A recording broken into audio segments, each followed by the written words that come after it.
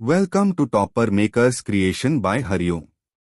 बटुकेश्वर दत्त भारत के स्वतंत्रता संग्राम के एक महान क्रांतिकारी थे जो विशेष रूप से भगत सिंह के साथी के रूप में प्रसिद्ध हैं। उन्होंने भारतीय स्वतंत्रता आंदोलन के दौरान ब्रिटिश शासन के खिलाफ संघर्ष किया और अपने साहस, बलिदान और देशभक्ति के लिए आज भी याद किए जाते हैं।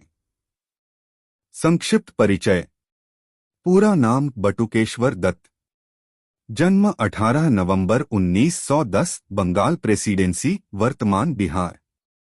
मृत्यु 20 जुलाई 1965 पटना, बिहार। प्रसिद्ध कार्य सेंट्रल असेंबली दिल्ली में बम फेंकना 1929।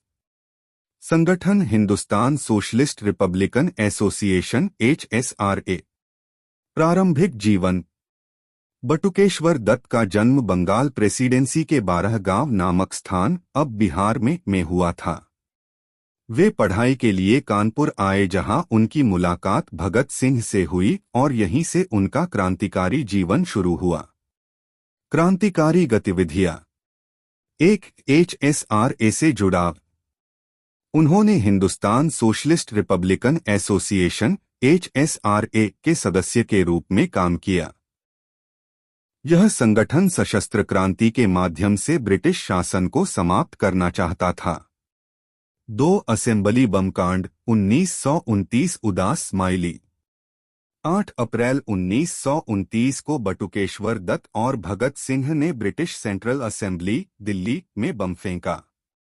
इस बम का उद्देश्य किसी को मारना नहीं था, बल्कि ब्रिटिश सरकार को बहरों को सुनाने के लिए धमाका करना था।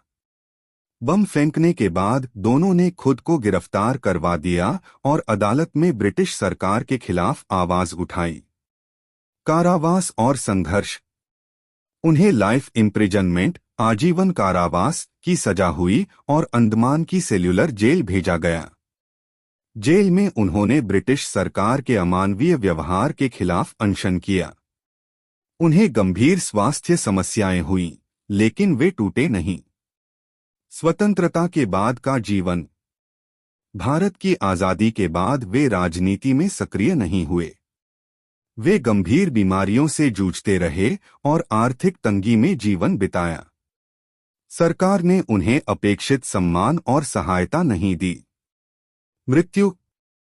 बटुकेश्वर दत्त का निधन 20 जुलाई 1965 को पटना मेडिकल कॉलेज अस्पताल में हुआ। उनकी अंतिम इच्छा के अनुसार उन्हें शहीद भगत सिंह और राजगुरु के बगल में हुसैनीवाला, पंजाब में दफनाया गया। विरासत।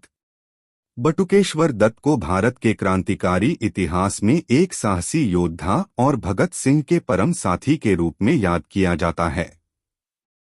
उनके बलिदान को भले ही स्वतंत्रता के बाद भुला दिया गया हो, लेकिन आज वे युवाओं के लिए प्रेरणा का स्रोत हैं। प्रेरणादायक उद्धरण को बहरों को सुनाने के लिए विस्फोट की आवश्यकता होती है।